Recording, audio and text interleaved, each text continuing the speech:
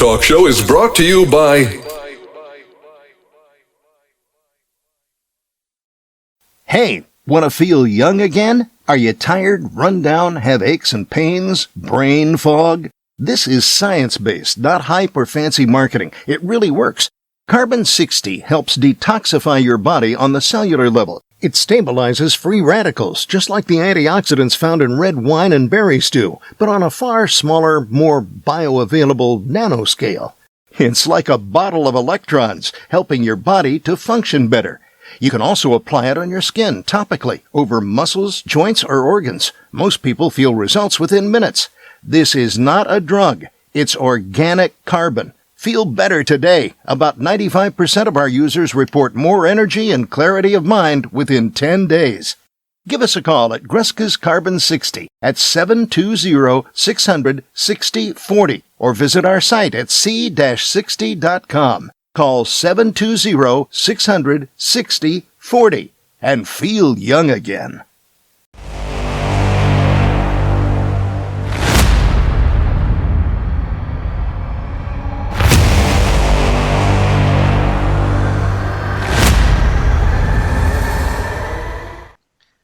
Folks, welcome back to the iHealth channel, iHealth Radio, the NBC network, with your host, Hurricane H. New day, new show.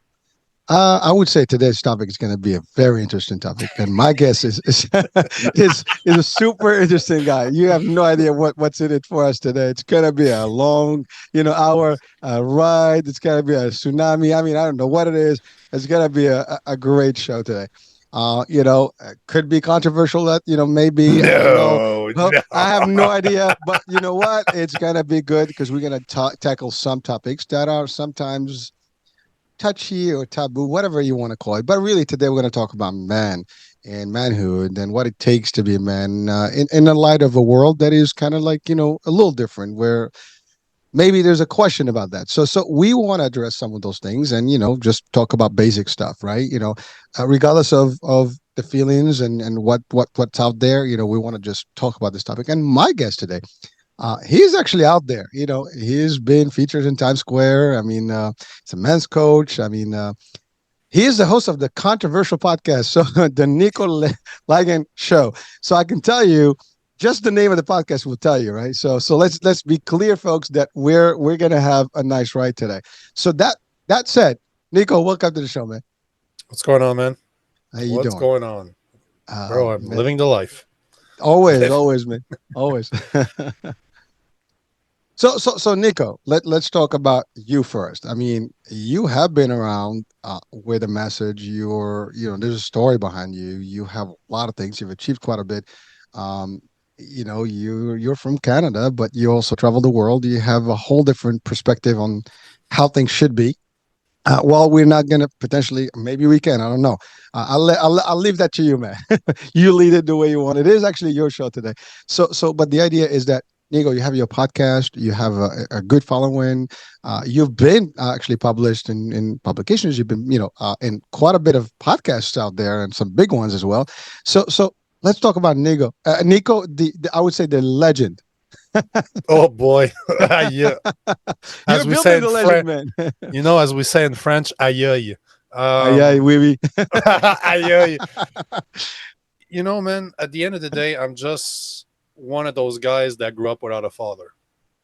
If you take it all the way back, this is where everything. There's no way 20 years ago I could have ever imagined that I would be doing what I'm doing right now full time. It makes no sense to me. Like, it makes zero sense, but at the end of the day, this is where it all started. It started when my dad left, and I was left at 14 years old on my own trying to figure out what it is to be a man. We all have it in us. Every single man out there wants to belong. Every single man out there wants to know what they're supposed to be doing, what their purpose is. And without purpose, a man's life is meaningless. This is why we are in the state of affair that we see right now, with guys trying to be women, with guys being depressed, with guys not knowing what to do, with guys that are 30 years old and they're still teenagers because they've never taken a step to better themselves because there's nobody there to teach them. And I'm not blaming, you know what, at the end of the day, it is part of our fault. It's the fault of guys like you and I.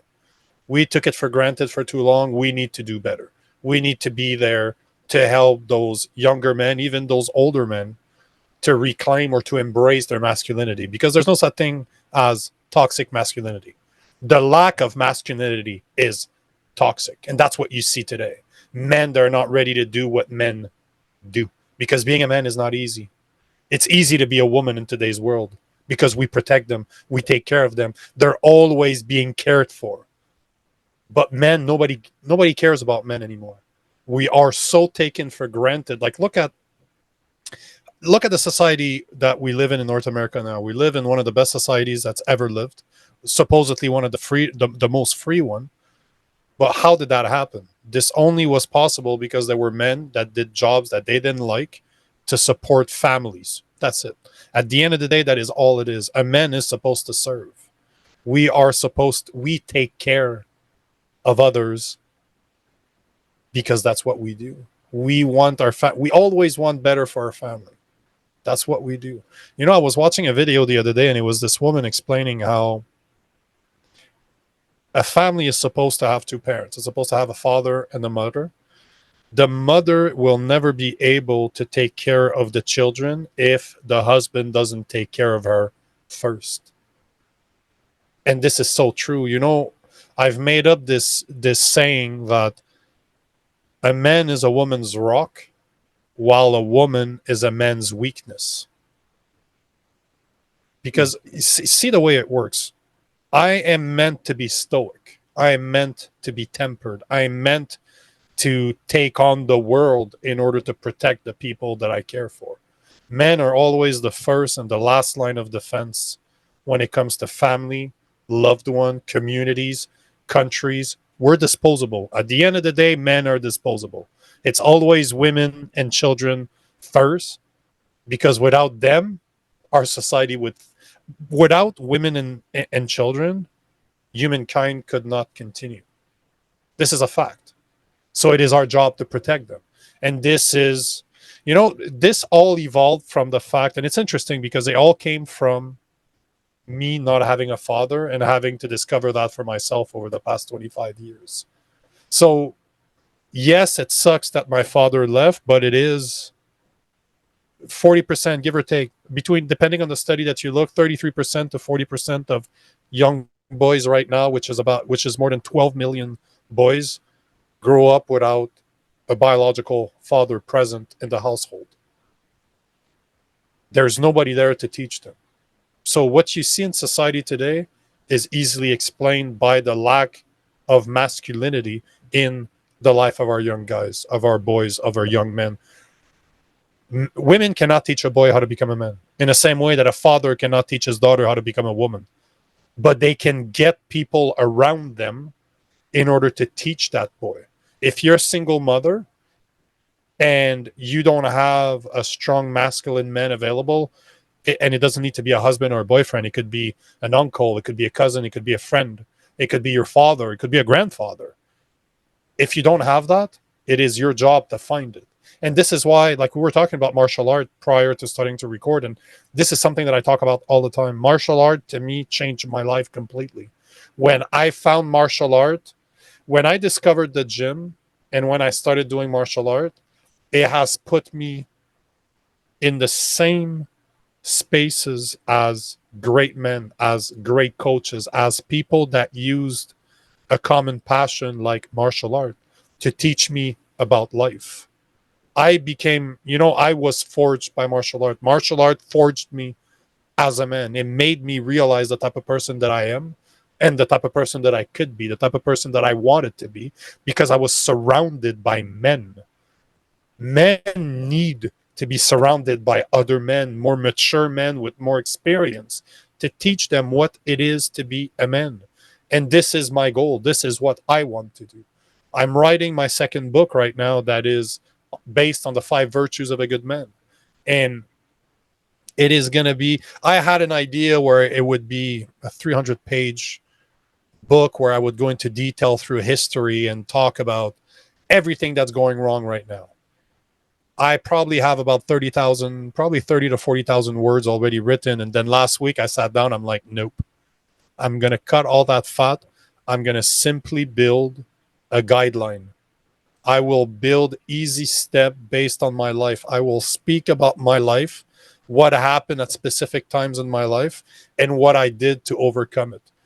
And this, because this is how my 5 virtues were built, is throughout my life, through analyzing what I've done, I can take that as a blueprint and give it to a man that doesn't have a father, give it to a father that hasn't, his father was not present and doesn't know what it takes to be a man, but he still wants to teach it to his son. And I want to give it to especially single mothers. I come from a single mother. I was raised by one. She could have done better. She could have done more, but I don't think she knew how. So if I can put that book in the hands of single mothers and they can use it, I can make it so simple and reach them through emotions of my story to know what you're doing right now with your son is wrong, because I am your son. I am that guy. Do you want your son to go through my story? You don't. I know you don't. So here's how you prevent it. So I decided it'll be 100-page, 120-page, super small book. I will just put a very simple guideline out there in order to be able to help people. This is all I want. At this point, this is all I'm concentrating on. Yes, I create a lot of content. Yes, I do. I talk about stuff that's controversial, supposedly, because traditional masculinity is vilified today. Like being a man is not a good thing anymore. But it always makes me laugh, because all the people out there that are talking, oh, let's defund the police. As soon as the crime becomes rampant, what do? Oh, we need more police officers. Yeah, because you need somebody to protect you. Because you did not learn for yourself how to protect yourself. This is why martial art is so important. Learning, going from being a victim to be bullied, to be, you know what? I was a coward. Let's call a spade a spade. I was a coward. I did not know what to do. Nobody has ever taught me how to defend myself. So for years, I was a coward. I knew it. I wasn't getting bullied anymore. We moved. I got away from my bully. But in the back of my head, I always knew that if somebody would mess with me, there's nothing I could do about it, and I wouldn't do anything about it because I was a coward.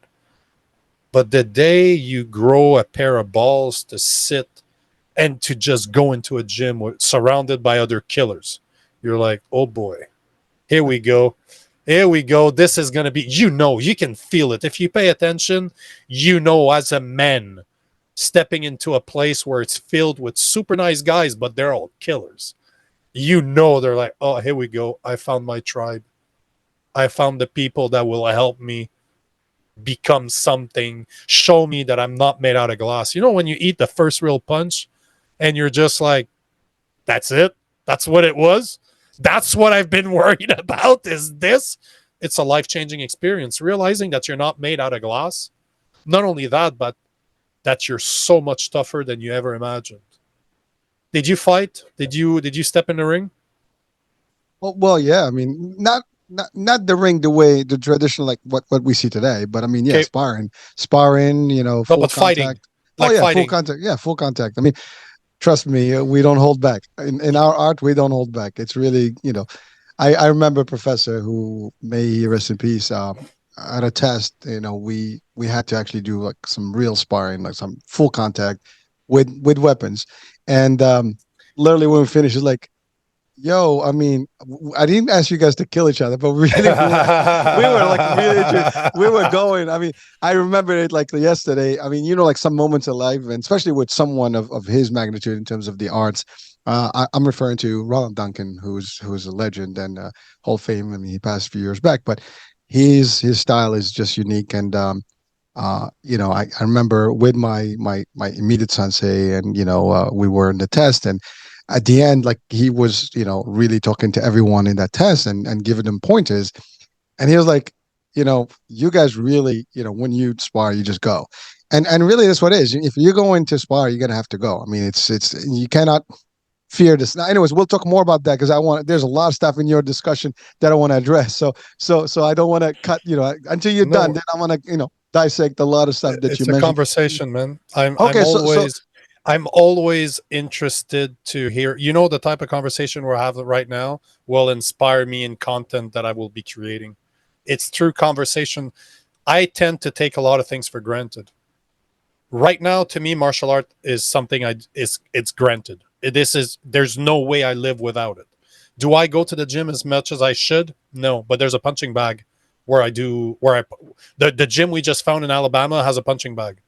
So you love it, don't you? I don't need to be in class to keep my tools sharpened. I've been doing it for more than 20 years. I know what I getting hit in the face, getting my face bashed in when I'm always in front of a camera is not what I should be doing. I don't need to spar anymore. I will spar with people that are respectful where we can have a lot of fun, but do I need something? I don't have anything to prove anymore. As long as my weapons are sharp, I'm happy. I love it. I mean, again, this topic about martial arts is just first of all, I it's not a secret. All my audiences they know. I started when I was a kid, 9-year-old, and I can tell you, I was bullied, and so that actually started giving me that discipline and self confidence and all the stuff. But I really love the arts, and again, talking about Professor Duncan himself, I remember another camp training. Because he goes around and he observes everybody, and then he comes to everyone and tells them something about their person. I remember him saying this to me, like, "You're gonna be in martial arts all your life, period and out." And it's true. It's in me. It's my DNA. I talk about it. I'm proud of it. I am just a promoter of martial arts, and I would never stop. It's never gonna stop. It's gonna die with me. I mean, I lost two of my professors right now. The highest ranking, and I still have my direct sounds here, and I love him too. And they're legends. And you're right, they teach different things that will go with you in business, in life, in personal manhood. Talking about manhood, they really teach you how to be that warrior spirit. And that's not gonna that is not. And by the way, this is a show about men, but even on the women's side, I mean, they can they 100%. train. We train with women, but and you they're should. tough and stuff, and all the good stuff, and they're great too. And so there's nothing about that. But here we're talking about just the level of how you see that father figure, as you said, as you were referring to. They're really true. They're your mentors, they're your coach, they're just someone you look up to. Role models, right?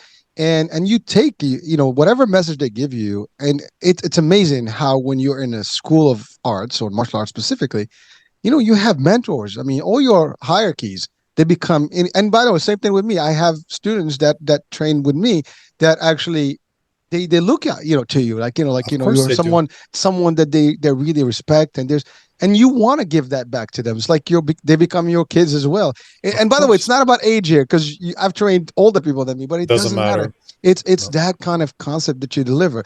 But I want to go back to the start, the beginnings with you. And by the way, you're right.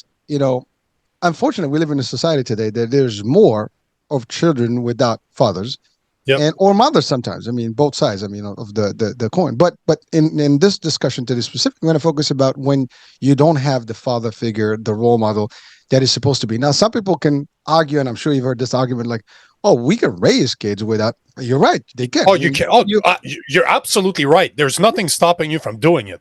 Are you but- going to but- do a good job at it? No. well, that's the thing. Well, You're not. in somebody's perception, yes, they think they can do it and they did it. But here's the thing: they would never know what's missing, because, to your point, They're not men. exactly. That's the thing. You see, throughout history, it's whether you believe in religion or not, whatever you believe in I mean, history is history, right? We Yep. made it to the 21st century somehow, and it's been about. I mean, we're here, right? Somehow. Somehow we're here, and it always took the two: father, mother, father 100%. figure, and mother, and both have different separate functions. And without them, it's like being, the perfect complement, the yin and yang. That's why they call The- it the family nucleus. That's right. And so when you divide that, then you do Yep. have to compensate one way or the other. And you're right. 100%. The man cannot be a woman. We might have some femininity into us because that's genetics, and we may have Of some. course. But there's some of that. But for example, I can tell you this: I am very nice. I am very sentimental, but I'm not as sensitive as my mom and my wife. I mean, even with my kids, if they need something soft, they go to my wife, and their mom, because That's she's the one exactly who's how it going to be should more be. protective, right? I'm more like, the bully, I'm more the Yeah. tough dude, And by the way, what happens, and I've seen it, when you try to compensate by the way, I was raised with my father and my mom, but Good my for father you. was traveling. No, my father was traveling a lot. Hmm. So when I was a kid, there were periods of time that I didn't see him. I Yep. mean, literally, sometimes months, sometimes weeks. So he wasn't always there, present. It was my mom that did the job. So I can relate to you as, and she was trying to compensate for him not being there. So I can tell you. And by the way, my dad passed. My mom still is living with me, literally. And until today, I will still, thank her for every single thing. A lot of the stuff that I owe is to her. You know. And by the way, but then also with my dad's presence, it was something different. You look up to him differently. The messages, the learning that you have from him is different. Even just simple dress code. I mean, we could Yep. just talk about it as just basic as that, right? You get something from like his posture, all the stuff. 100%. It's different. And by the way, again, this is to your point that nucleus is supposed to be balanced, right? Both together, given each one has its own strength, and then it compensates. Now, can it work today? Has it worked today?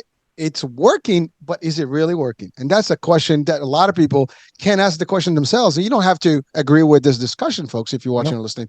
But understand that if you ask the question, is it taking you more to compensate, to do the work that is supposed to be like almost natural, right? That's exactly whether you're a single father or single mother, you're going to have the same, problem or difficulty because how do I do this? And you got to figure out, and you're right, sometimes you have more of an entourage, and that entourage may not have the masculinity, as you said, or femininity, and the other side, if the opposite.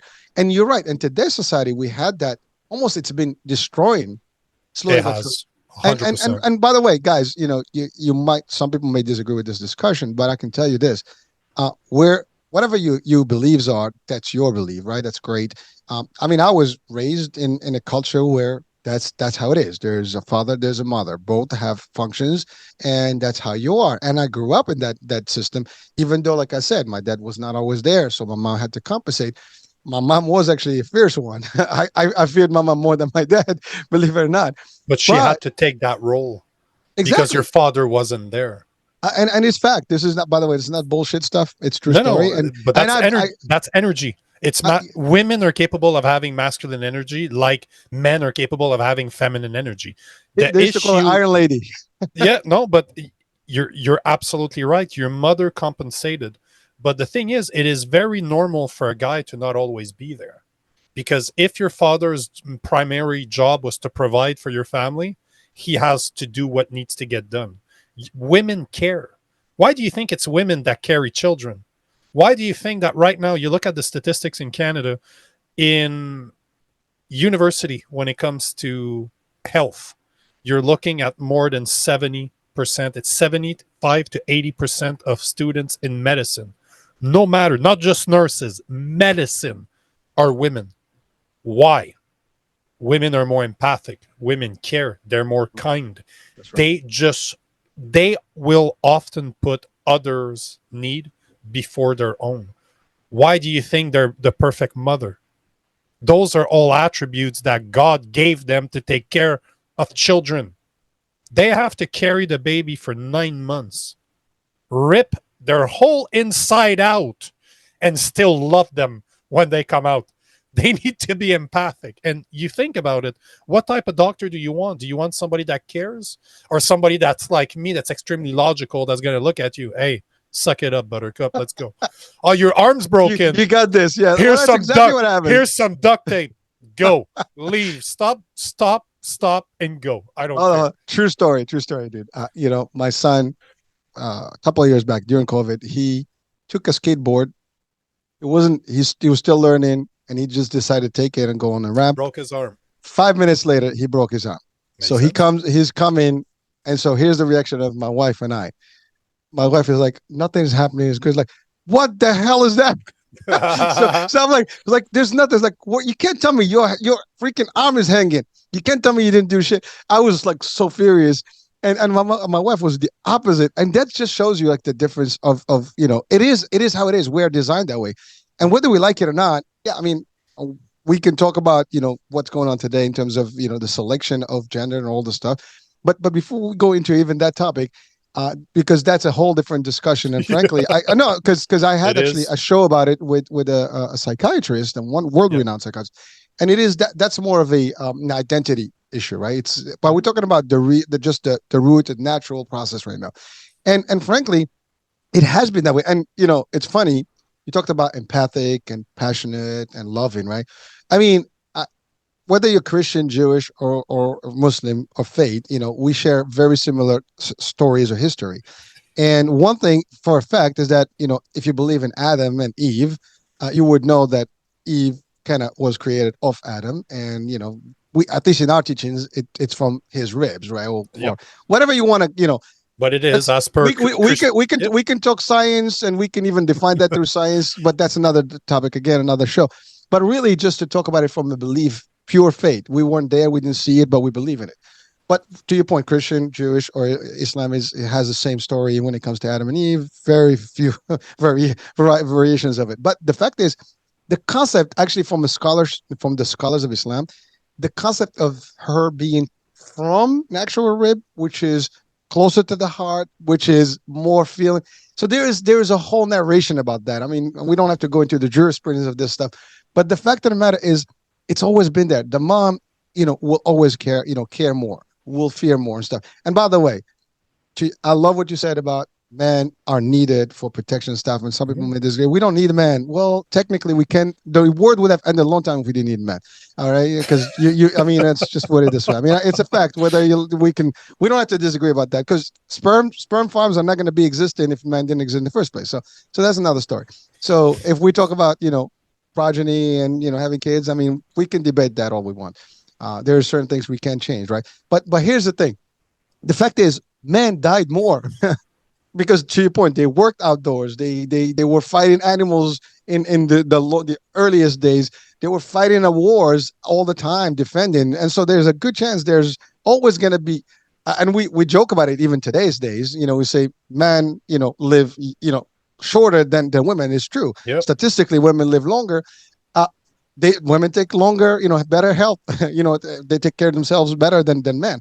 Men are always like, I got this. They don't even see the doctor. I mean, again, talking about my own story, my dad, I don't remember my dad going to doctors in his life. And for the times that I lived with him, I don't remember him going to a doctor until he got very old. Well, not very old. He died at 73. And then at the time, he got diagnosed at, with stage 4 cancer, and it was basically too late. He never went to the doctor. He never believed in that. I'm going to go do preventative stuff. And most but our of mentality is different, though. Like that's right. A few years back, I'm doing jiu-jitsu with one of my fighters. He's preparing for a fight. I spin wrong. I snap my arm right at the gym. I finished the round. Like, I heard it. I've broken so many bones. I heard the click. I'm like, oh, tabarnak. Oh yeah, tabarnak. Broke my arm, but I'm like, I'll finish the round. After the round, I'm like, yep, okay, gotta go to the hospital. So I go to the hospital, have a broken arm, and I end up going to work the day after. I was in the office, and an older woman, like probably in her 50s then, broke her arm. She ended up taking a month off in order to care for her arm. You know what I was doing that night? I was teaching martial art and punching the bag. I was wrapping my arm on my chest so that I don't use it, but I practice my jab, I practice my kick, I practice my elbows. I broke my elbow. We're dumb. 6 years ago. You know what I did? I wrapped it off. I was dating a doctor back then, so I'm like, I was at the gym doing dumbbell press, and I heard it click in my elbow, and then I was like, damn, what's wrong with my elbow? I go back home, and I'm like, is it possible that I broke my elbow at the gym? She's like, chances are no. So I'm like, cool, thank you. I got the tape, wrapped up my arm for 6 months. One day I woke up, I was swollen from my elbow all the way to my shoulder. And when you can feel that it's not an infection, but your body's fighting something, it's all water. It's like my arm got water retention. I go to the doctor, we do an x-ray. The guy's like, yep, you have what we call a bone spur. So I destroyed all the cartilage. I broke the bone. The calcium deposit tried to fix it. It created a spur, so it created a spike, which was irritating all my ligaments around it. And because I never stopped, I destroyed all the cartilage. Like to this day, like, see, that's as straight as my arm goes. Like I always have an angle. I have to have metal put in, but this is men. This is what, but at the same time, we are bigger, we're faster, we're stronger, we take more risk. We're more violent by nature. So it makes sense that we're protectors because, I get hurt all the time and I'm just like, yeah, whatever. Oh, my girlfriend's like, hey, you're bleeding. Hey, what did you do there? I'm like, yeah, whatever. I don't know. It Nico, doesn't matter. Nico, It doesn't matter. It Nico, doesn't matter. I fell out the skateboard the other day. Yep. It still hurts. Didn't go Yeah. to the doctor. I banged myself. You don't go to the doctor. I'm telling you, like, you get sick. I mean, we only go to the doctor. I mean, and by the way, I'm a health guy, so I do believe in preventative stuff, and I try to do my A yearly hundred stuff. million thousand But percent. You but have to. we have a different threshold of pain, and we always Yep. say like nothing's nothing wrong until it becomes really painful and you can't help it. Then you're like, oh Yeah. shit, something is off. But so that's the problem that and I'm talking in general. That's kind of like I think that's how we are made in the concept, at least historically. We're kind of that's what tougher. And whatever it does mean, because I mean you can have a tough woman, you can have even tougher women, but in average the rule is that it's just like the lion and the lioness, right? I mean, the lion is the lion, the lioness is they actually do the hunting. What is still the lion? It's just that those are the natural processes. You can't And change it's them. not a bad thing. This is what bothers me about the conversation that we're having today in society is there are natural skills that we both possess. Women are more loving, men are more protecting by nature. So it makes sense that our threshold for pain is higher when it comes to that. It makes sense that we're dumber, for lack of a better term, when it comes I to agree. that, so that we can continue doing. The fact that I continued with my broken arm is not an ego thing. It's just I'm rolling, we're having fun. It's a broken arm. I can deal with it. I've been there before. It is. I'd rather not not think about it right now. Let's finish that round and then I'll go to the hospital. But it brings such a tough mentality that I translate to everything. And this all stems back from martial art. But now, you know what happens when something shitty happens in my life? I treat the situation exactly as I did my arm that day. You know what? Does it suck right now? Yes. Can I change that? In this moment right now, can I change the fact that I'm hurting? Can I change the fact that something bad is going on? No. Is me feeling bad about it and going in a corner and crying, is it going to change anything? No. On the contrary, it's going to make it worse. So what can I do to continue moving forward? I cannot change the situation in which I am in right now, but I can change my actions. I can change the way I decide to move forward. I can take over my feelings and say, you know what? You're hurting. Okay. Granted, we take that. We will accept that. What next? And this is what men are supposed to do. We are supposed to look past that pain because I always bring it back to right now. I don't fight anymore. I haven't fought in a ring in 9 years. So all my training that I do is always focused around real life situations. Everything that I do, I don't do the type of Muay Thai that I do before because it's a sport. At the end of the day, Muay Thai is a sport. There's a lot of rules that cannot be applicable. But I've done a lot of Krav Maga. I do a lot of groundwork. Man. I've done a lot of Filipino knife. I've done a lot of gun training because in my head it all connects. Right now it's a fight. So when am I going to fight? I will walk away out of every situation that is not a threat. I will tell you that you're right, even though that I could fold you in four if I wanted to. You're the man. You know what? You're right. I'm wrong. Have a good life, bro. I'll never see you again. My ego's not hurt. But if I am in a bad situation, I want to be able to continue with a broken arm. If my girlfriend, my family's life depend on me moving forward through pain, I know how because I've been there before. I will not be surprised to break an arm. I'll smack you with the broken arm that's dangling if I have to. If that's the only weapon that I have. But this is what men are supposed to do. We are supposed to move. Pain is not supposed to shut us down. You look at a David Goggins, for example. Not the biggest fan of the guy, but I like his mentality. I like the way he thinks. And I've been in situations similar to him where my body gave out. Like I'm a big fan of intermittent fasting.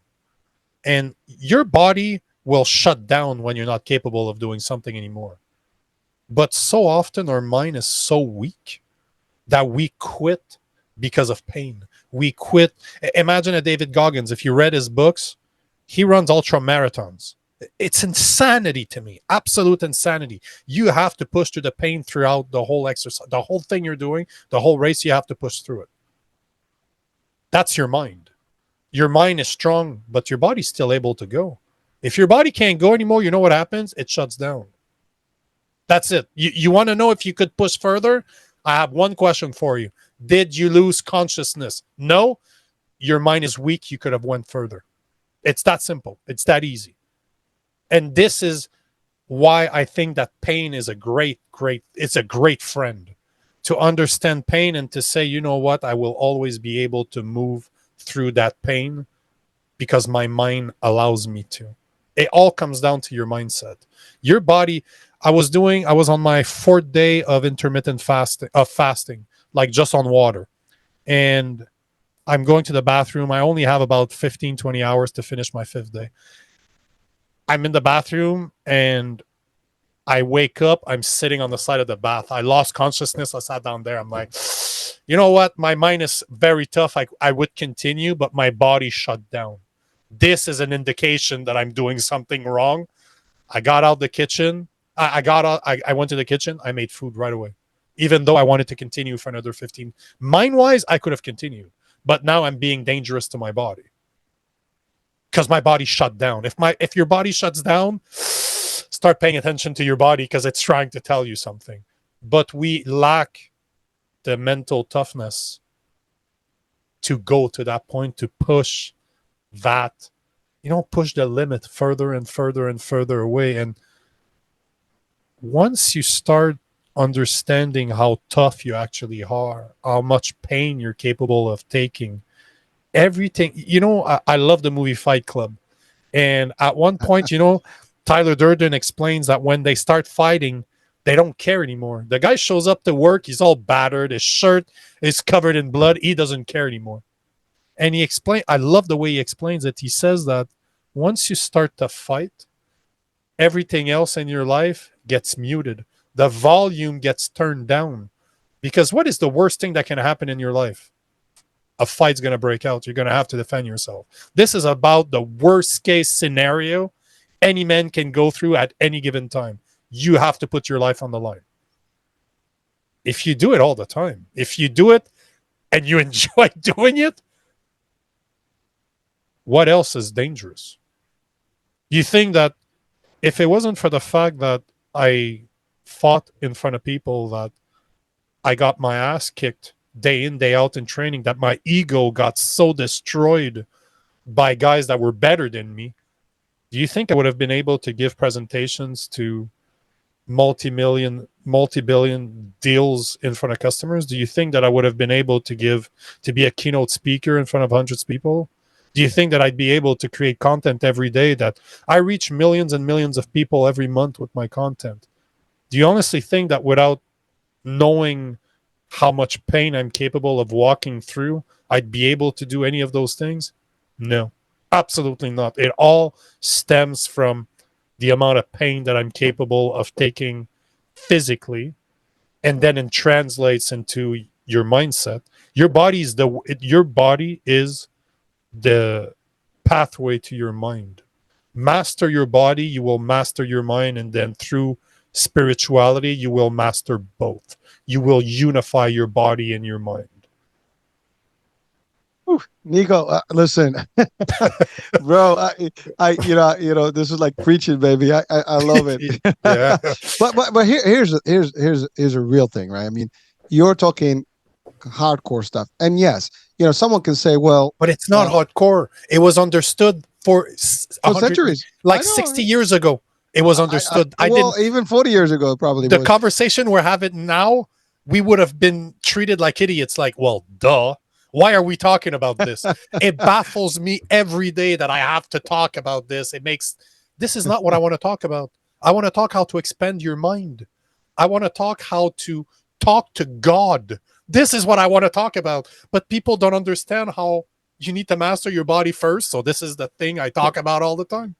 Well, but you're touching on serious, stuff, and we're talking about pain thresholds and stuff, and we're referring to the martial arts, But it's true, though. I mean, and by the way, can someone challenge us right now and say, well, there are women that take, the threshold, as well. I mean, they do deliver babies, and that's painful, and we would never know what kind of pain is that. No, I give them, but they're designed that way. The body is designed to take that. And by the way, we're not judging, because actually we came from there, and I can tell you, my mom still tells me you did a lot of pain to me when you were a kid, so I can remember that, and I've seen my kids being delivered. It's painful.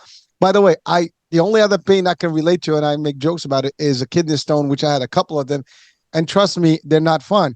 It is painful. But we're talking about the pain that you can face in a real world. Like, it's different. It's not, we're not talking about natural process. We're talking about this, to your point, fighting and getting, hit and stuff. It's just your design, your body is the but physiognomy. one doesn't take away from the other. Exactly. A woman Exactly. is That's designed right. to take the pain of childbearing and delivering children in the same way as men are meant to take the pain of physical harm. If your wife is pregnant, she is vulnerable. Your job is to protect her. If you have young children, they are vulnerable. You have to protect them. If you want your family to grow, if you want your family to become better people, you need to provide them with a space where they can be free. I don't like safe spaces. I don't like the word safe space because everybody thinks that the world is a safe space. It's not. The day you step out that front door, there's no such thing as a safe space. But Even at at home. home, but Even at at home. home, but at home, the man should do everything that he can to defend that home and to provide as much as he can in order to establish a place where people can grow. When you are in survival mode, you cannot grow. If all you think about is your next meal, how am I going to pay the rent? How am I going to pay this? You'll never be able to grow because all you're going to concentrate on is surviving. So if you want your kids to be smart, you want your kids to become better than you have to provide them an environment that they're capable of prosperity. That's on you as a man. That's part of protecting. That's part of providing. It's not just monetarily as much as it is, but you need to create a place where your kids feel safe because there's no such thing in the world. So that's your job, to create just one place. It could be a 20 meter by 20 meter area in the world, but that is where your kids can go in order to be themselves, to just grow. You need to provide them that space. But they also need to understand that once you get out of there, there's no such thing as a safe space. And even that space at home is not safe. It's not a safe space because you have to protect it. It's your job as a man to die protecting that space. Well, that's like territorial stuff, right? And 100%. it is a natural process. We protect our territories. True story. This happened this week. Not even back. A couple of days back, we're sleeping, and my car alarm goes off.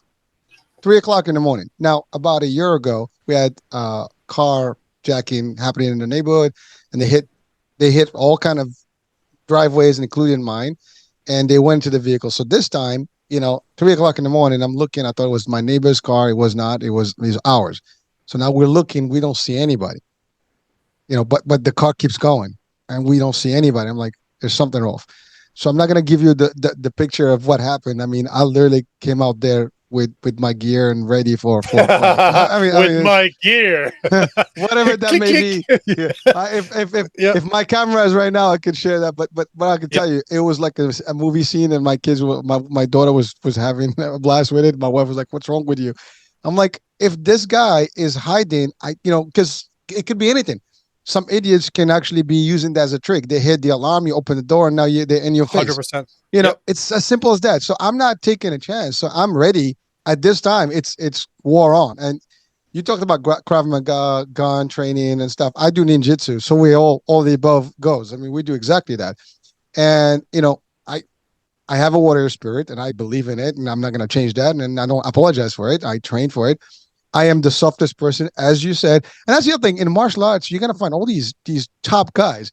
They're really lethal, but they will be the best people you can hang out with. They're not going to start a fight. They were never going to initiate a fight. But if you start them, they'll finish too it bad. for you. They'll make sure to finish it for you. You're done. Yeah. I mean, a professor used to say, finish the technique, finish him. Literally. So 100%. when you end, they gotta be off their game. And so same concept. And I always say this: if someone has the ability to take your life and they're willing to do that, and your family, well, I have the right and the ability to defend myself to the fullest at that point. And even the law says that if you can present self-defense and it's equitable force, whatever that you can use, then what you have to. And I'm not saying we're not encouraging, by the way, harm and or violence here. What we're saying is that we are by default, like mama bear is mama bear, but grizzly bear is grizzly bear. I mean, it's all that. It's defensive mechanisms, out there. It's different. We all have that. My wife can defend herself. She's a kickboxer too. But, if we go in the ring, I mean, there's a good chance. I'm not saying that she's weaker than me, but it's just different things. But it's not fair. There's a good reason why men don't fight women, and they shouldn't. In karate though, in martial arts, we do. It's different because we do train with women and stuff. So it's a whole different story. And they train. I mean, dude, Okinawa karate. I mean, those guys, they're like, they just clash. And so there's different styles where there's everything goes. And that shows that, women are up there in terms of a lot of things. And by the way, this 100%. debate of men or women is so old, it's archaic. Because here's the thing. I mean, we're probably from two different faiths here. And we hear this all the time, bashing Muslims in general, Islam, and they say, oh, man is chauvinism in Islam is high. The man is always better than women. No, actually, it's the opposite. Women in Islam are higher than the men in every single thing of their life. We're disposable. We are exactly. disposable. We're basically the warriors and the defenders and stuff. And the look at Egypt. Look at where Islam comes from. You look at the Middle East, especially Egypt. Women were the queens. The kings were their subordinates. That's right. And it is the truth. The only two things on this planet that can create life is God and women. There's no man out there that can create life. Only women and God can. So that's why we need to protect them. That's our fucking role. It bothers me how we're always trying to go at each other instead of understanding that we complement each other. And me saying that I am the protector takes nothing away from a woman. On the contrary, I will put my life on the line to make sure my girlfriend is protected. My girlfriend's 110 pounds soaking wet. I'm 210 pounds. Who do you think wins that fight? I'm literally twice her size. Who wins that fight? No, but seriously, when you think about it, who wins it? I'm not going there, but you're right. Technique doesn't need size, as we know in martial arts. But the way unless it's equal technique. If you have equal technique, 100 pounds matters. The way it's gonna win. The way it's gonna win. But you're right. This is what hurts me is really the fact that for some reason women of today believe that me saying that a man needs to be a protector, needs to be a provider, needs to be courageous, needs to be tempered, needs to have faith, takes anything away from the woman. But there's nothing being taken. On the contrary, it should be a compliment to women that men are ready to put their life on the line. How many guys out there do a job they don't like just so that that their family never needs for anything? You don't think that 99% of men out there wish they could do something else? But we're providers. We're supposed to take care of our family. We don't do it because we like it. We do it because we're supposed. That is our purpose. We are supposed to be doing this. And somehow this is insulting to women. Not all women, Nico. No. But the vast majority in North America are like that. I'm lucky. I have a traditional woman, but she comes from an Italian family, and her parents are still together after 45 years of marriage, and they live what we talk about. So this is the thing. We're supposed to be polar opposite, like the yin and the yang. Look at any coin. We are both sides of a coin, but that coin is melded together. Those two sides go with each other, and some have natural skills that the other doesn't, and vice versa. It is supposed to go that way. We are supposed to protect women. Women are supposed to be the emotional support of the children. It's always been like that.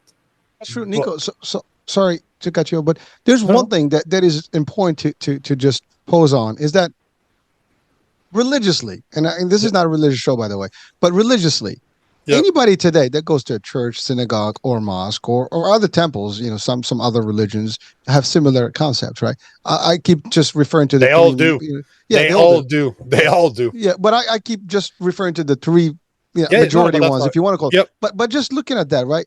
Anyone that is actually of faith or believes, in the system, and they actually people of the books, they will probably agree that there is an Yep. actual balance. There is a man and there's a function for both, and they won't even debate the stuff. And you're right, Yep. there is a higher incidence of debate, like, well, they're equal. Well, of course they're equal. They actually, that's always been the case. As a matter of fact, to your point, the men are or have been the servants of women all along. Again, when you think the example of a queen, everybody is catering to the queen, right? Same thing. The man goes in. Now I get it. Like, so we get to the point where the society is modern. And listen, I'm a contemporary guy, and my wife works and I am all the good stuff, right? But we still have our own balances, right? We understand our roles in the family and who does what. And that's not the, and by the way, she's my queen. She's like happy wife, happy life. I use that concept and I believe it's okay. I have no problem with that. But here's the thing. The concept is not even that. When we started trying to almost compete with each other, the men Yep. versus the women. That's really Hundred what's percent. happening. We became a 100%. competition, like who's better, who can do better things. And you know what? Everybody. And by the way, I've had more bosses women, and I admire them. They're great leaders. They're great bosses, and I have no problem with that. And I enjoyed actually working with them for them. And I have plenty of women surrounding my life, and I love all of them, right? And there's nothing. I appreciate their level of knowledge, skills, abilities, all the stuff. And it doesn't undermine. I don't feel like, oh, like that's some people like, I'm a macho man, I can't work for a woman. No, that does it never bothered me. But here's the thing: what I have noticed talking to my good friends, you know, sometimes they say like, I wish I didn't have to work. You men have it easy and stuff. You hear those expressions all the time. That's because yes, they do, and they're trying to fit in that role that is not designed technically, historically for them naturally, and they do Mhm. the best that they can in it, and they do terrific in it. Not even the best, but is it really what they want? That's the question. Now, you talked about ego and pride and stuff, and sometimes this, because of the way the society has designed it, the way it's become taboo to talk about it, the way become, I mean, this show is probably going to get crazy reviews. But hey, listen, the idea, we're not talking about anything strange here, folks. Talking about the natural process. There's a man, there's a woman, and we're not even talking about the gender right now and all that stuff. That's a whole different topic. But the fact is, historically, that's how it's been, and everybody's got a role, and when that role is applied correctly, we get a good society, and we don't have. Here's the thing: we have divorce. Why? Because everybody's got cojones. I'm sorry, that's the thing. Like, I got bigger balls than you. I'm sorry, I'm going on a tangent here, but that's really what it is, right? We measure sizes here, and what's happening is that we have these divisions, because of arguments, because of ego, because you can do this, why you not do this? Who's gonna do this? Who's gonna do the other? And we have problems. And you know what? It's funny because it shouldn't. I love what you said. Like, your girlfriend's parents are, from Italy and they're old school. And I go to cruises all the time, and I love the Love and Marriage show. And it shows when we start, there's three couples, and the oldest couple is usually the most impressive, and typically 90% of the time they win the game. Why? They just coherent. They actually live for 60 years together, 50 years together. How? They knew their roles. They kind of work their roles accordingly. There's a lot of bumps in the way, but they make it. And it's not like, oh, I pay the bills. You do this, you do that. And then we fight for what? So what's the point of being together in the first place? And here's the thing. If we divide and there is no more marriage, which is also encouraged, more than ever now. I mean, it's just a practice that is natural now.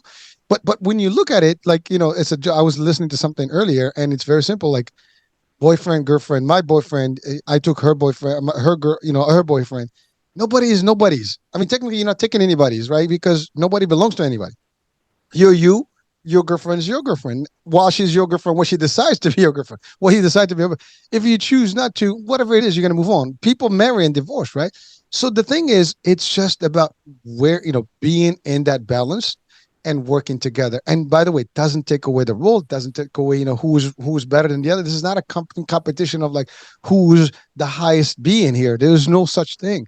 And when we start focusing on that, then we know that we all respect each other, and that's it. Like, again, when I say we here, I can talk about me as a Muslim. We get this shit all the time. We're like the worst, people, man, on the planet. We treat women like they don't belong. They have stuff. We took more inheritance. There's so many rules that people don't understand. We can do a whole show about that. But the fact of the matter is that's not how it is. There's more to this, the story, right? And it's not, it's always been that way. I mean, we give an example that, you know, we have women that are in history. I mean, the first university in the world, technically, that is recorded is in Fez in Morocco, and it's called Qarawiyyin, and it was by a woman. Yeah, we nobody denied her ability and expertise. This is 1,000 years ago. So where is that coming? I'm just giving an example of what one of the nations, one of the groups that everybody looks down to, thinking that we're like the worst, people on this planet treating women. Now, are there elements that are like so archaic, or they don't understand the rules and they apply the man chauvinism? Of course they are. In every culture, I see them in the States. I see them in the multiple cultures, not in a particular religion or the other. There are men that still beat women today, which is taboo. You can't do that. I don't care what religion, what belief, what culture, that's not applicable. But we see it now in modern society. So is that the reason sometimes where we have these debates? Potentially, and you said it 60 years ago, this discussion would be like, what are you guys talking about? I mean, you guys from the why are we talking about this? Hold on, Nico, we'll be like, are you guys from the future or something? Because this hasn't happened. Yeah, no, you're definitely from the past. Definitely Oh, from shit. the past. But it's just, instead of focusing on all those little things that are related to our ego, break it down to the most common denominator and just look at women nature and masculine nature. What are we good at?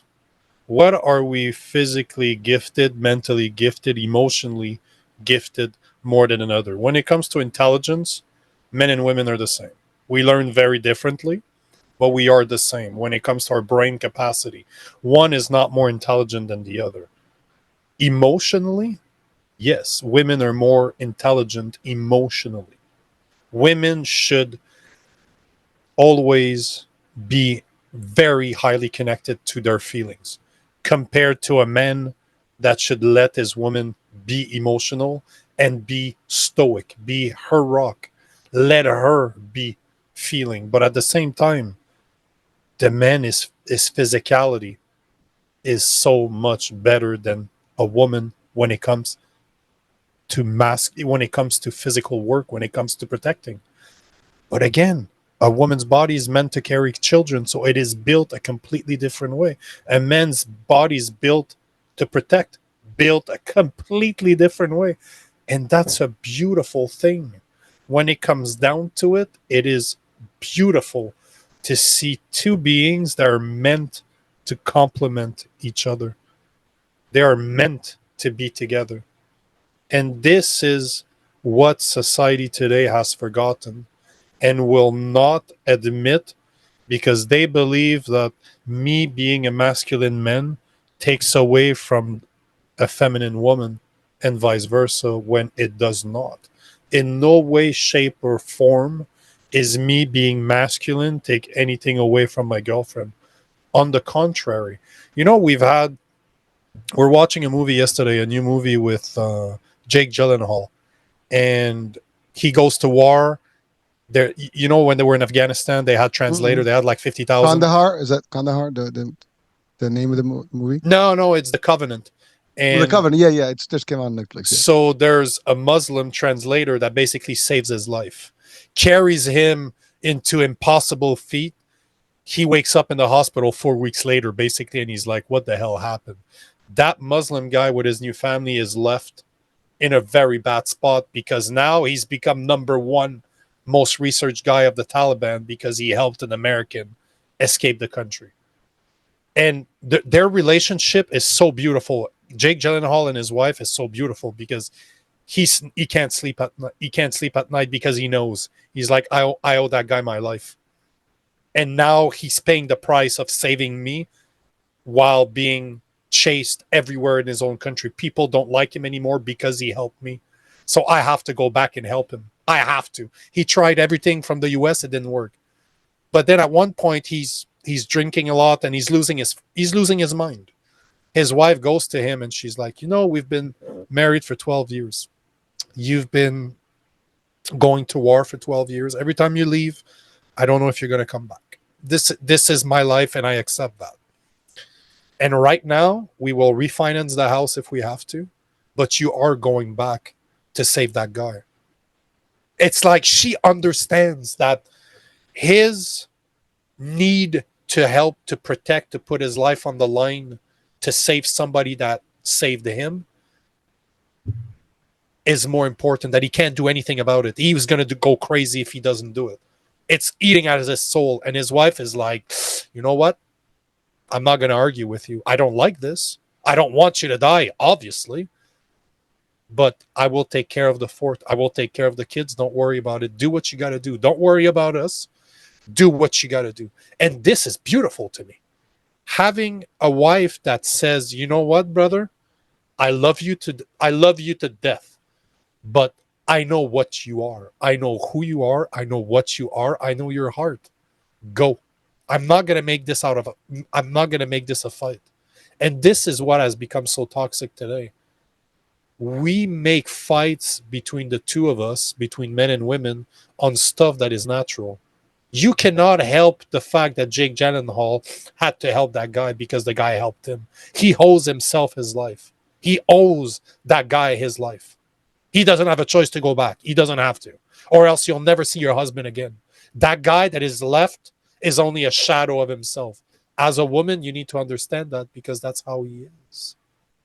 And this is what we need to go back to. This relationship, it was beautiful to me. And, I've had conversations like this with my girlfriend, and just yesterday, and she looked at me and she's like, I would expect you to do the same thing. It's like, if that was you there, you have to go too. You don't think my girlfriend chose me because she knows I can protect her? Of course she did.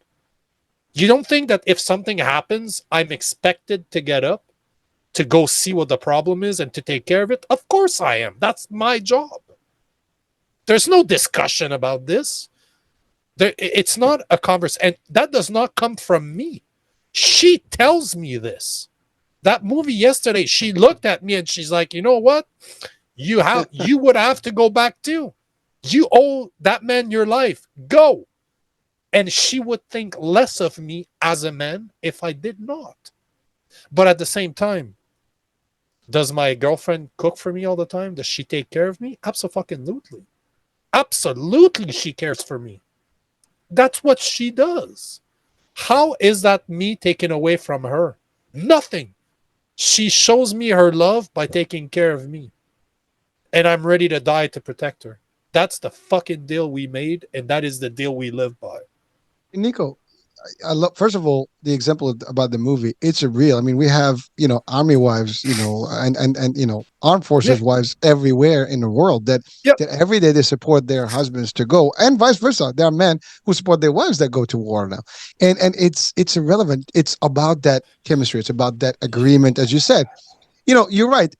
She's cooking. That doesn't mean she has to. See, that's the other. Sometimes we lose that in translation. Like, oh, is women's job only the house, the clean, the children stuff? Trust me, women do that because they love that one too. I mean, I can tell you one thing. Between me and my wife does a better job, at taking care of the kids. I mean, I can tell you, that doesn't mean like I'll do whatever I can. If she wants me to cook, I'll cook. I cook too. But I'm lousy at it. She's not happy about my stuff and the way I do things, and she's going to do it. And even if I was the best, there are certain things that she likes to do, and I support that. That doesn't mean that I'm incapable or she's incapable to do it. No, we can do similar stuff, but to your point, it still goes to the reality of things. We have different physiology, whatever you want to call it. We have the anatomy is different. We have the endurance that is different. Yes, can we run them out? Can she do better than me in a lot of stuff? My wife is much younger than me. She can have more stamina than me any given day today.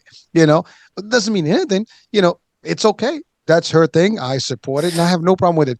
And I think that's we kind of lost our ways in again competing with each other, like the instead man of working together, we fight each other.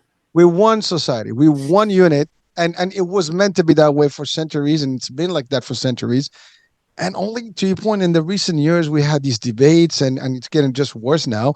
And really, why? I have no idea. And frankly, um, it's easier that everybody does what they have to do. And yes, sometimes women do more than men. I can say today. I mean, they work, they come back, they still take care of the kids, they still do the cooking, they still do the stuff. Not because we're not capable, because that's a part of the choice and part of the deal that you have sometimes as a couple.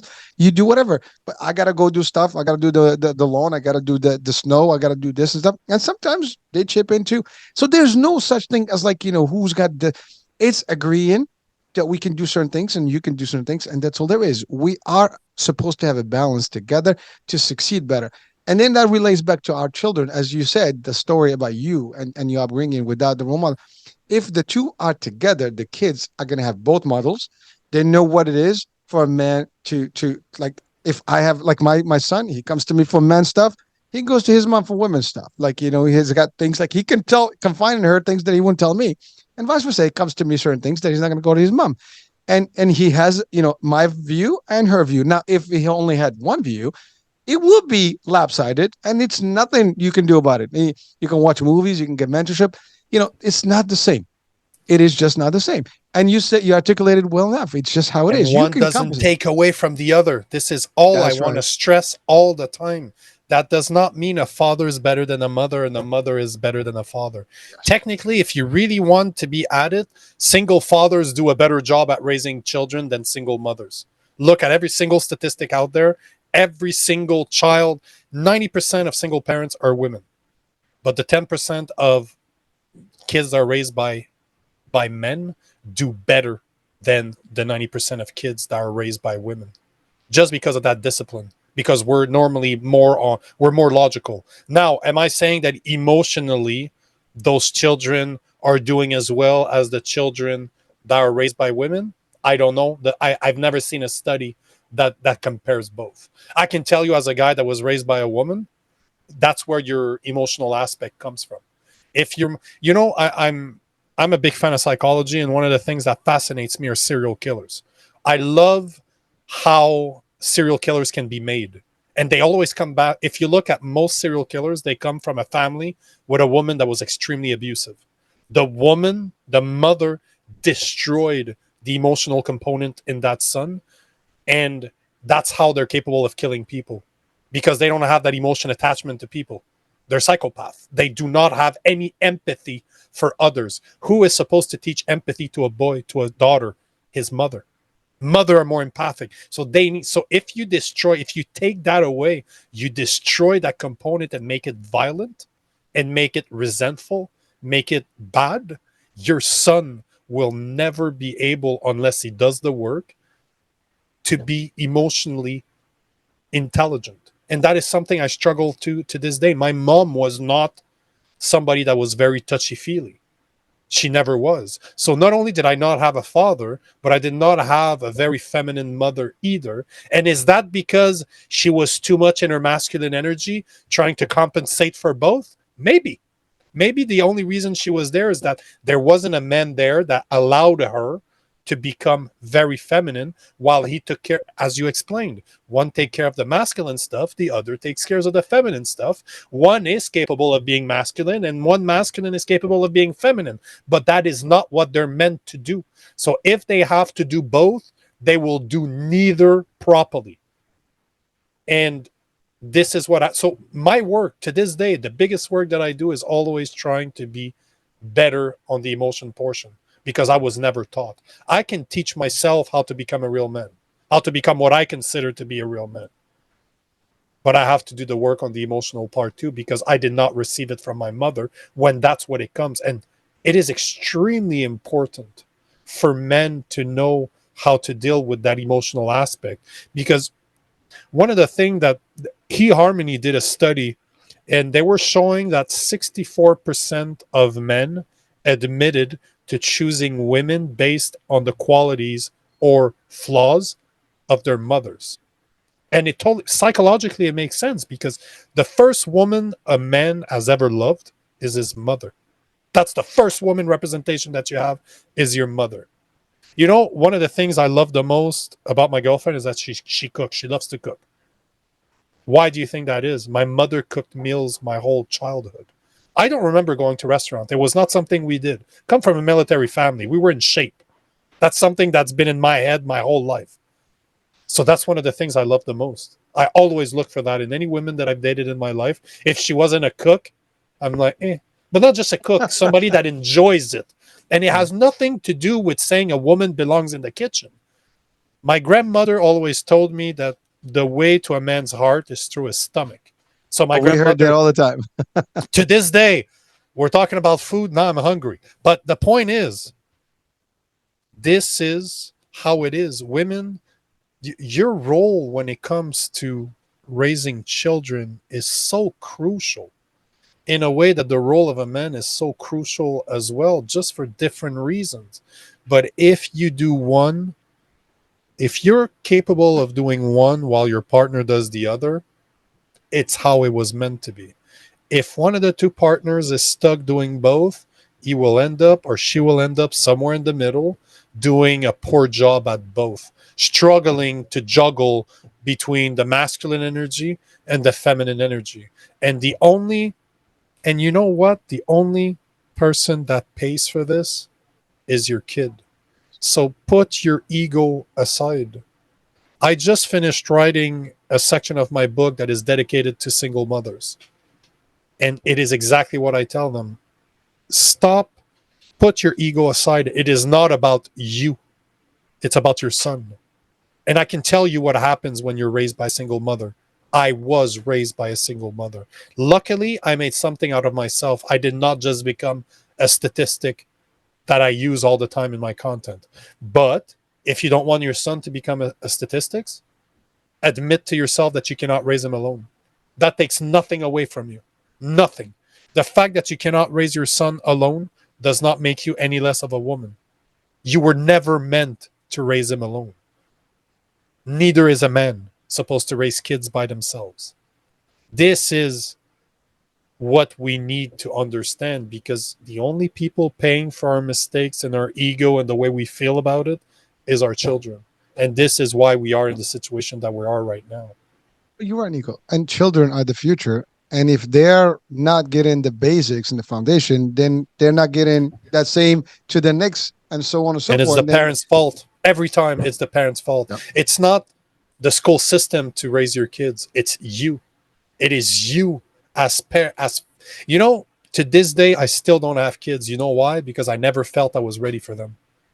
Now I'm in a situation where Ready. I understand what my role is, and I can't do it alone. I cannot be with a woman that 5 years from now she won't be there. I need a woman that will stick with me through thick and thin. Now I know that I can live my masculine and she can live her feminine in order for us to raise those children together, because we are both. I want to have great kids because they're going to have the best of both worlds. I cannot do it alone. I don't want to do it alone. It's not fair for my future kids to do it alone. I owe them better than that. Nico, I want to just to state one thing. You know, this conversation, folks, that you're watching right now, listening, let's understand something. They both have strengths. Men and women are equal when it comes. They just have different strengths.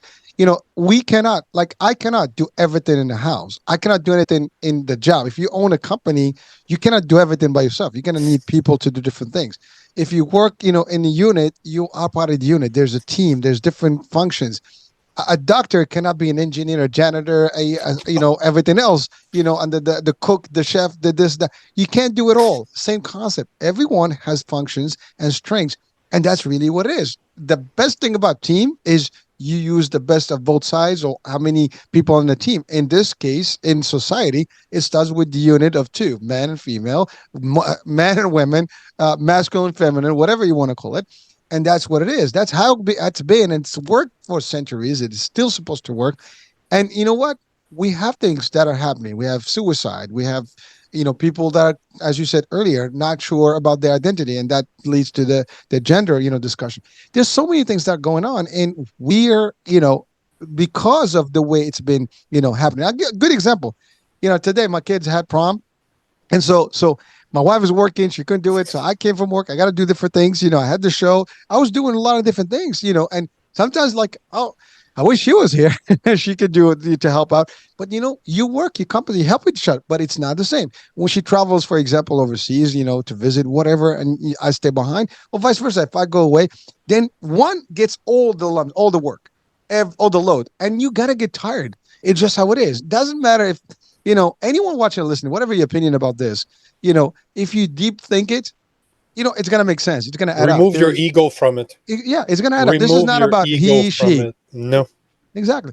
So now let's talk about the virtues of a man. You're right. You're right in you're right in that book. Yeah, you have five almost. I guess the Five pillars. virtues of a good man. Yeah. Pillars, virtues. I like the word virtues, but yeah. Sure. What are those five things that every man should have, and every woman should look into the man to have? Courage is number one. You need to be able to go after what you want. You need to be able to do things that scares you, because without it, there's no growth. Whatever other virtues that I'm going to put after, it needs to start with courage. You need to be capable of facing your fears. Because if you are to be a protector, you cannot be fearless. There's no such thing as being fearless. I hate when people say you should be fearless. If you're fearless, you have a psychological problem. It's not everybody out there is scared of something. They might not tell you. Show me somebody that's fearless, I'll show you a liar. There's no such thing as being fearless. There is something out there that scares you. Yes, you get better the more you face your fears, the less things scare you. But there's still stuff that scares you. So being able to, you have to be courageous, first and foremost. Then you need to be a protector. Not only to know how to defend yourself, to know how to defend your family. If you don't have a family today, that no problem. Learn to defend yourself and learn how to defend your future family. But it goes further than that. It's more than just knowing how to defend yourself.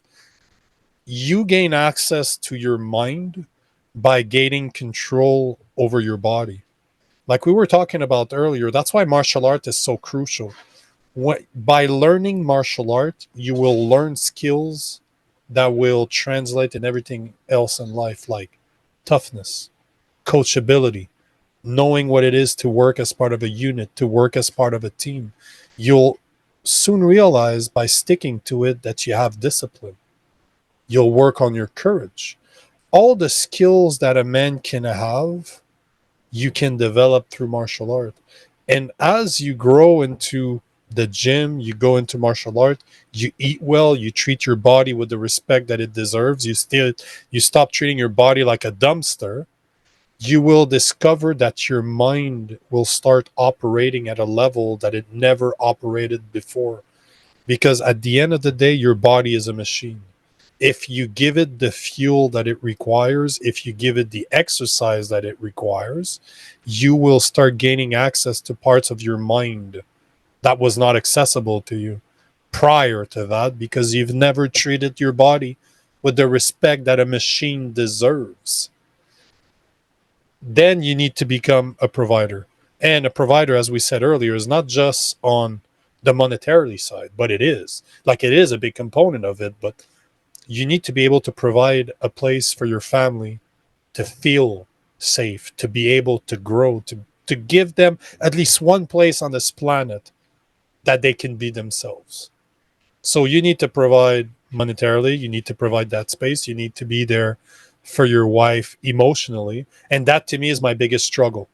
This is the one I work. I'm very lucky that my girlfriend knows me very well. She's very patient with that part of me. But this is my biggest struggle. And this, for the women out there, the emotional component comes from you. It is your job. I can teach my boy how to become a protector, how to make money. I can teach him that. But that emotional aspect, that will always come from my wife, my girlfriend, from the mother. So women are so crucial when it comes to the development of a man. Why do you think that you look at one of the strongest civilization, that was the Spartans, the agoge, that was the rite of passage that they had to go through? The first 7 years was spent with their mothers. to teach them that, so that the mother could teach the son empathy, kindness, care. They would be emotionally attached to their children in order to teach them that emotional aspect. But the day they turned 7 or 8, they were taken away and put into a world of violence with men, because that's what men do. And that's another thing you learn in martial art. How many times have I bled on the mat, turned around and high-fived and hugged the guy that just broke my nose or that just broke something on me? And those are the guys there was no animosity. There's no, you mother, you just, no, there's like, bro, I should have went left when I went right, or I should have blocked that one, but hey, it is what it is. It is in us. Men are violent by nature. It is Uh, in us, and that's how we create bonds. To this day, if you're a martial artist and you stand around me long enough, we're gonna roll. We're gonna fight. At one point, I'm gonna smack you. You're gonna smack me back. There's no doubt. And I do this with the utmost respect because I am a man and I love manly men around me. So you have to become the provider, but you also need temperance. This is the one most men struggle the most, and this is a lifelong battle. I don't think you ever become tempered, but I think that every day you can become better because we are violent by nature. I am extremely violent. I'm extremely aggressive by nature. But over the years, I look 10 years ago, I'm not the man I am today. Like, I was not this man. I've been in fights that I should have never been in. I've done some violent things that I should have never done. It could have been so dangerous. Like, how many times somebody cut me off, they gave me the finger, I followed them home. I blocked them at a stop and knock on that window like, right? You want to give me the finger? Step out the car. I'll show you what it means to give me the finger. How stupid is that? How stupid is that? Nico, But I'm yeah, sorry. I'm but sorry, man. You gave me goose. I did exactly that a couple of times but back of, in the but days. of course you did. This is what happens to men when they do not control their emotions. You either control your emotions or they will control you. But today, when I say this, people are automatically think they're like, oh, so I can't be emotional. No, no, no, no, no, no. That's not what I just said. You remember that space that you're supposed to provide your family? You can be emotional there. Your woman expects you to be emotional with her. But once you cross that front door, you become stoic because it is not your place to be emotional.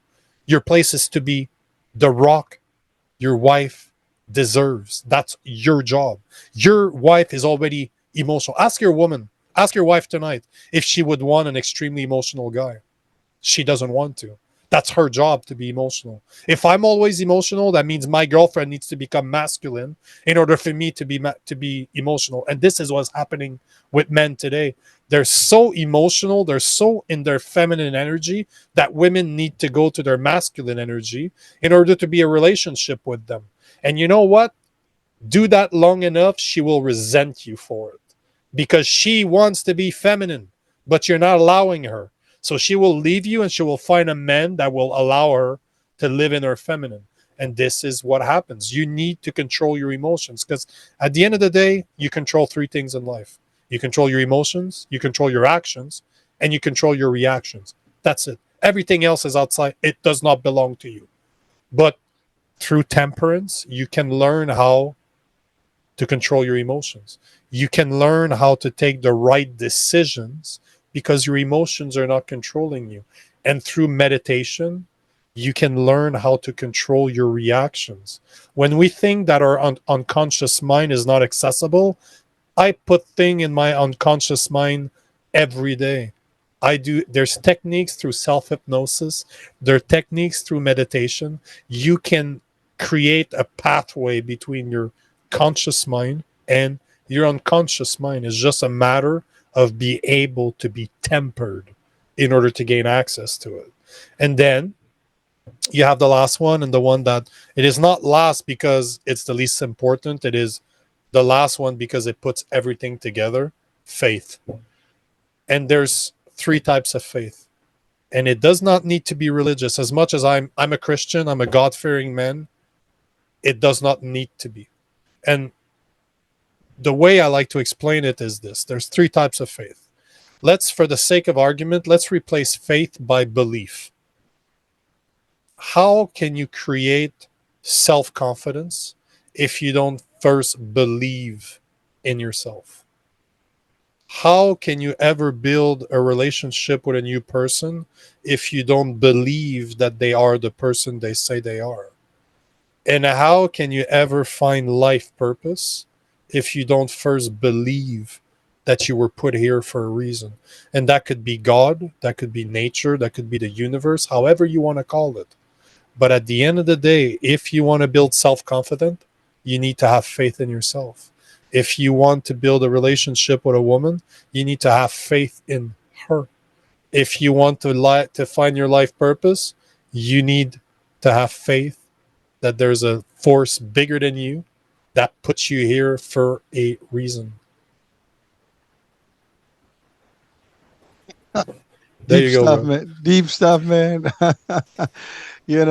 Listen, I mean, we've exceeded the hour, but this discussion has Yeah, been like just so. 45 minutes ago. I know, but it's you all just good, can't brother. you can't stop it. I hope you still got a minute, Yeah, yeah, but man. really, we had a great time here, and you know, it's amazing.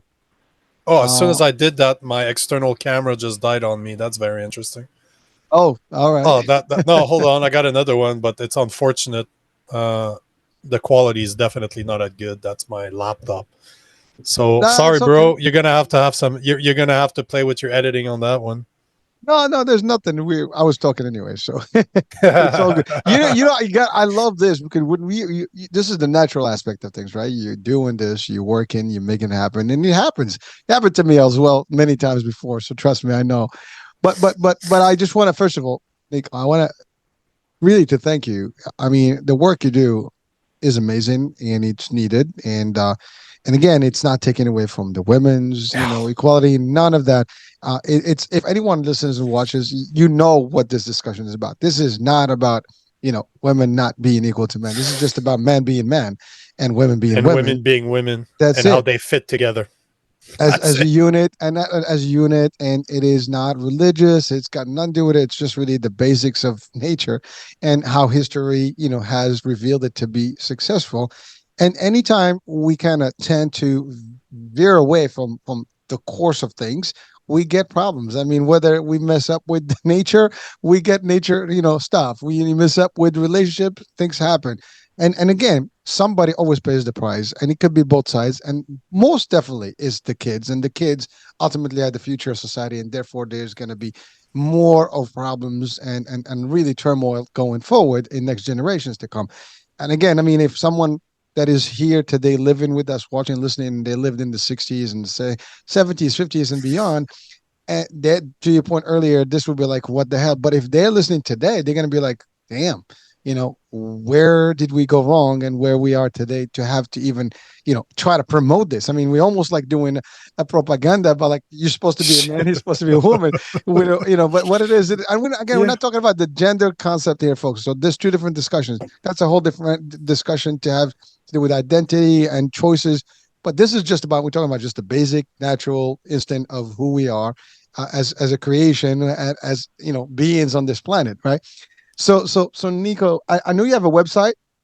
How can people reach out to you, and how can you really, what's the message that we want to send to people today?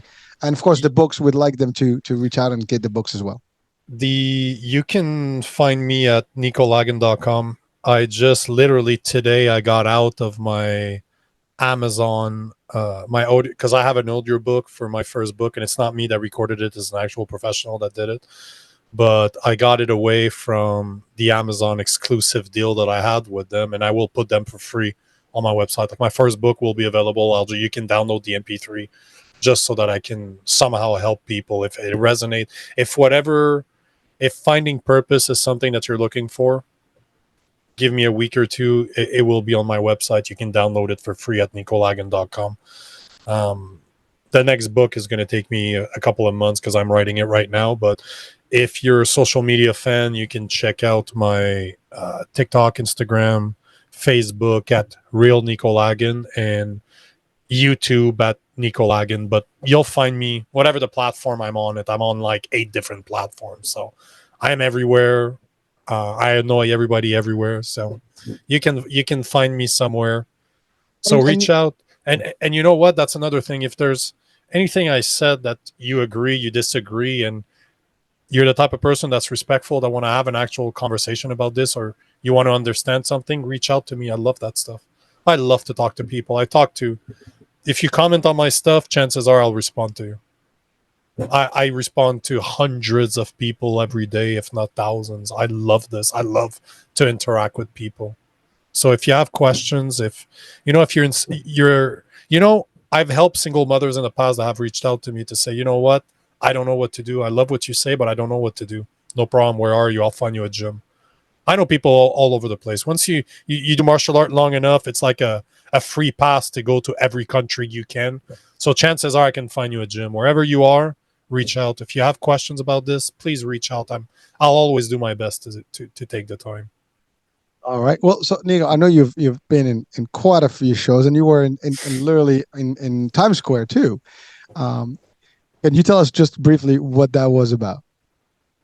It's just I've had the pleasure to be on big podcasts. I've had the pleasure to record with Sean Kelly, which has something like 10 million followers on his podcast. We were in the Wynn Hotel in Vegas. Like I've always chased after what I wanted, right? And it's all it is. Like we didn't even speak about this, but I've been traveling the US in an RV for a year now. I've been through 22 states, and all of the stuff that I record is I built a studio in an RV. So there's literally no limits to what somebody can do as long as they believe that they can do it. And my faith is everything. Like my faith, the reason I am where I am today is because I have faith. That's it. There's nothing more blind than my faith. I trust. That's it. That's all. I never doubt it. I never question it. But this is why I'm living the life I'm supposed to live, because I've always been ready to do what it takes. And I never doubt.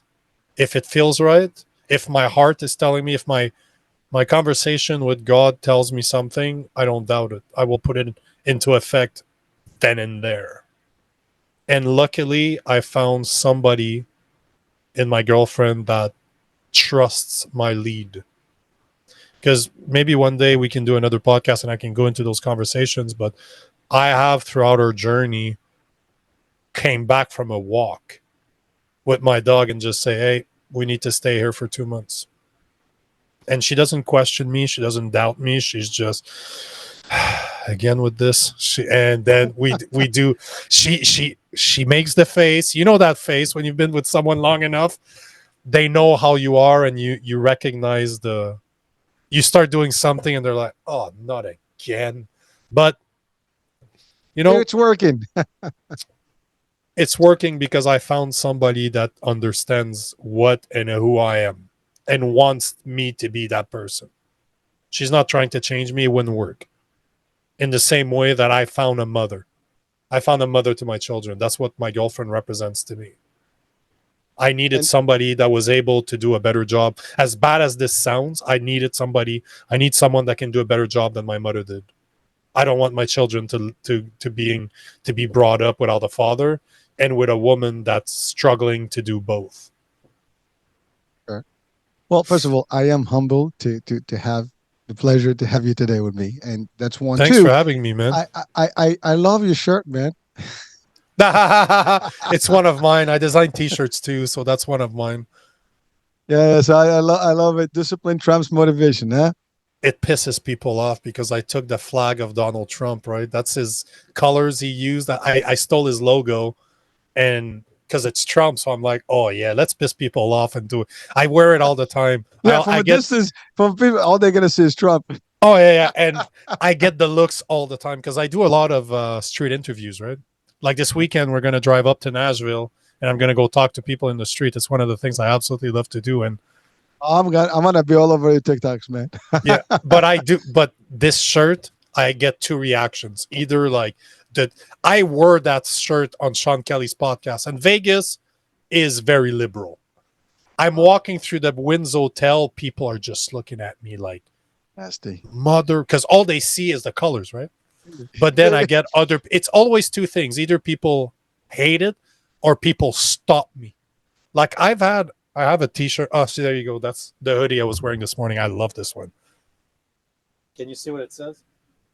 Yeah, man, lives Yeah. matter. So this is another one. I wear it all the time. I have it in all different colors, and it pisses people off. But I was in Colorado a few months back, and we're at the restaurant, very high end restaurant. I was wearing the T-shirt equivalent of this one, and we go to pay our bill, and the waiter looks at me. He's like, "No, you're good." I'm like, my girlfriend and I are like, "What do you mean we're good? Like it's $150 for the meal, right?"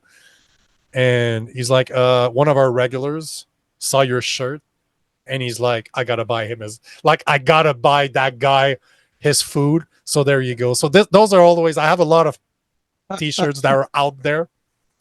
So You either also you do. love them. You also have your regular podcast. People can listen to it on Apple Yeah, and all yeah, this yeah, stuff. yeah, Yeah. yeah, yeah. The only difference with my podcast though is that I'm not constant on the podcast because I do all in person. All my gear, all the things that I do, I visit. So as I've been going throughout the country, I meet people. I go to their house. I go to their gym. I go to their office. I set up my gear and we talk. I record stuff for my Everywhere. show every day.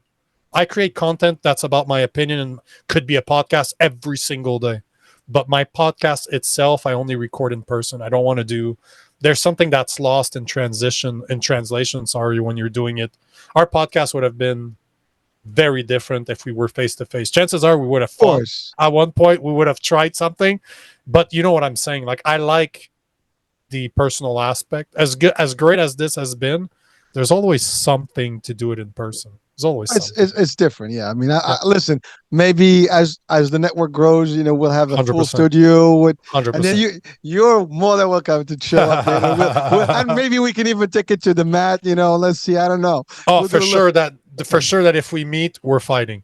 That I can tell you right now. We're gonna spar. We're Oh, gonna have fun. We're okay. gonna have Well, fun. well. Speaking of which, it's funny you said something about your relationship with the other component, like the other like guys that you spar with, and Yeah, even though you're bleeding and stuff, but you're right. Like, remember that test I told you where he said you yep, guys go all at it. Well, what I forgot to mention is that actually he broke my nose there. yep. We we didn't stop. We kept going. I mean, at the end, we did the whole thing, and every time, like about a couple of weeks later, Professor looks at me, is like he laughs at me, like, he smiles because he knows what happened to my nose. By the way, my nose was crooked before it got a little worse. You are Moroccan after all, right? I'm just messing with you. That is But exactly right. I got a typical nose. but my buddy that teaches us Krav Maga was in the IDF. Like he's Israeli. He trained the IDF soldiers in hand-to-hand combat. He's been in Krav Maga since he's like 7 or 8 years old.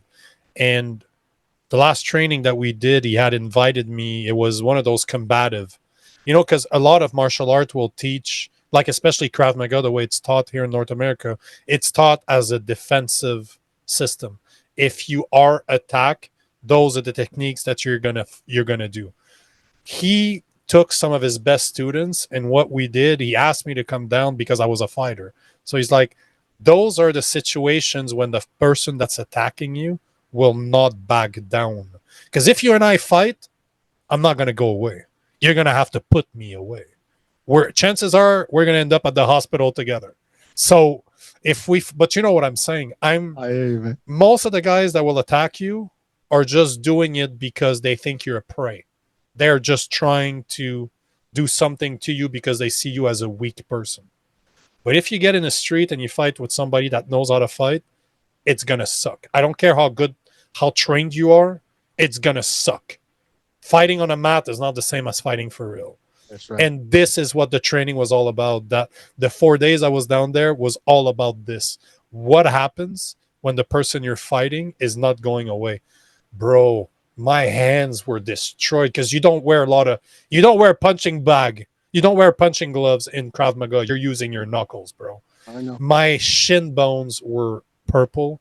My knuckles were purple. I had spots on my stomach, like massive hematoma everywhere because you're getting kneed, you're getting punched. We trained with baseball bat. We trained with a bunch of weapons. And you know what?